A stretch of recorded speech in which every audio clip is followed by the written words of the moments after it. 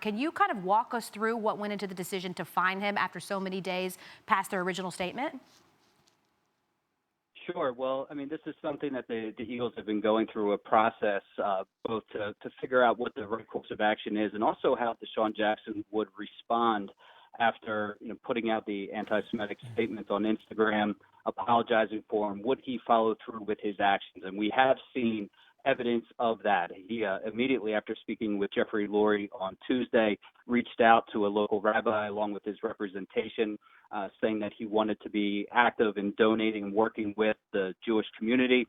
We have seen him linking up with Julian Edelman, trying to get educated on this. And so this all goes into the overall thinking. As the statement suggests, DeSean Jackson still has a long way to go, but they're starting to see some early indicators that he is willing to take the necessary steps. And I can also tell you this, that he is anticipating donating a significant amount of the fine that he just received to the Jewish community. So that's another step forward for him.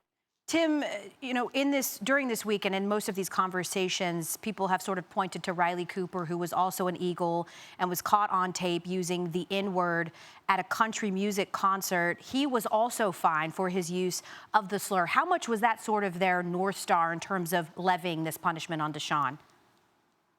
I don't know if I would describe it as their North Star, but I don't know how you could ignore it. I mean, what the optics would be if you ended up cutting Jackson and you didn't cut Cooper. And so I think that was part of the equation for them. I mean, it's unfortunate they've had that history a few years back with Cooper, and now here with Jackson, not really representative of this organization overall, but there have been a couple instances over recent history. And yes, I think it did factor into their thinking.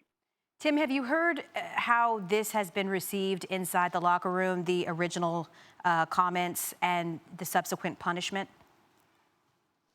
Yeah, there hasn't been a whole lot of public backlash towards Jackson's comments. I think that there is probably a couple different things that are going on. I mean, absolutely, I think you could say to a man, they reject what Jackson posted and do not agree with the sentiment that was put on there, and certainly not the person whom he quoted. At the same time, they recognize that that was not really his intent, that he was more trying to unify the Black community and chose a very poor way to do it.